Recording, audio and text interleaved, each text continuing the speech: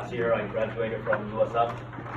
So interesting enough, with all the multidisciplinary approach and every of the changes that were proposed, my research kind of lines up with some of the talking points that they had. And there are some talking points that I do disagree with big time. Prior to coming to the meeting, I try to research as much as possible. And if you guys want, you can pass this graph around that it shows the provider rates from January 2016, August 2016, and the proposed rates. You can see what I'm talking about. Now, I understand that you want to look out for the families and do what's best for them, and I appreciate that. And at the same time, we behavior analysts need to do our best job possible in the field. And cutting out, for example, indirect hours to document, graph, analyze the data is very important to us. And it's also very important to the progress of the child. In the past, I've had clients that I was analyzing their data on a weekly basis. And when I projected the baseline, it looked like it was going to take about 9 months to solve that problem. But by graphing the data on a weekly basis and making the adjusted changes, I reduced that time by 3 months. So that is a significant cost and saving. And my research mainly focuses on improving the quality of services provided, overcoming existing barriers imposed by the system, and potentially reducing long-term costs. Now, to reduce long-term costs, that's going to vary significantly on a case-by-case basis. And what I did was that I created an updated assessment tool, which, if you want, I brought out my entire master's thesis dissertation that talks about all the barriers that are imposed. It has an updated assessment template. And you're going to see that it lines up with a lot of the goals in terms of multidisciplinary approach, what the parent needs. It identifies barriers that the family may be experiencing, whether they're cognitive barriers, stress-related barriers, provided perspective on how behavior analysts explain things, and how optimistic or pessimistic the parents are on improving behavior change. Now, the other part that really concerns me about what's going to happen right here is the MDT and the EDV approach that you have, that it can potentially reduce and delay access to effective treatment. As the delay increases, problem behaviors can increase. It can get worse. And then when we go there, at first it was small, now it's huge due to the delays implemented. So that is another barrier that needs to be overcome so that families can get access to treatment as quickly as possible.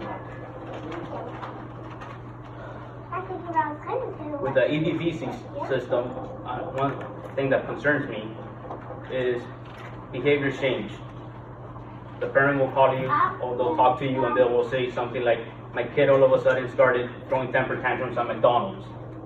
And they're getting worse. Every time we pass by a McDonald's, I have a temper tantrum in the car, and it endangers my safety and my child's safety, and I need to pull over. I never wrote that in the plan because it wasn't a problem. It's something that just started to happen immediately.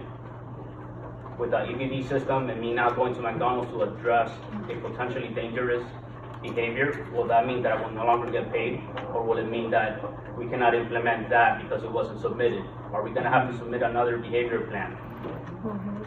That's another barrier to treatment that we're creating, not a solution.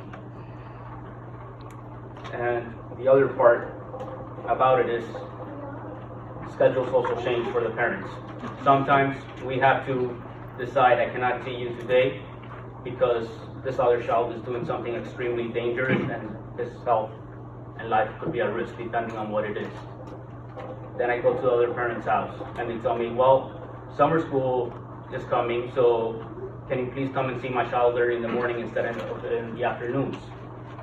Sure, why not? I can make it happen. Are we also going to have to submit another schedule change so that the EDV system will be approved for the hours that we work with that kid? Schedules will change. I mean, this is normal. Even the parents will tell you, I have an emergency, I have to take my son to the doctor, and that has happened a million times through the time that I have been practicing behavior services.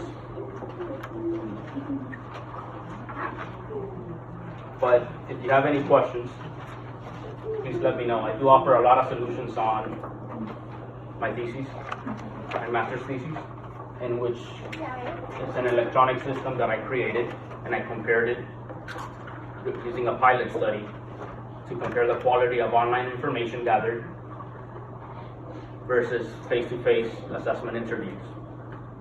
The overall result, because I don't want to bore everyone here, is that it does produce very high quality information in a multidisciplinary approach. However, it was still just a pilot study. That is a limitation, and I have to be honest with my study. Even though it produced a lot of high quality information, I had to really limit the capability of the system because it can exceed what a lot of us can currently do with the budgets and what's technically available for us. We really don't have time to write a really good behavior intervention plan. We don't really have time to go out, meet the school teachers, meet neurologists, meet grandparents that are probably somewhere else located. Sometimes we just go in and we just talk to the family, and that's the only information that we can gather. However, the system's potential is that it can do multiple interviews, gather that information for us, and there you have a multidisciplinary approach with other people's perspective, and you really get to know the family. Some of the interviews that were conducted with this study were just amazing, full of rich details. At the time, the child ate pancakes Sunday mornings. So you can just imagine what it can do and how everyone felt about the child's capabilities and whatnot. And that's something that can truly improve the overall quality of services in the future. But that's all. Thank you.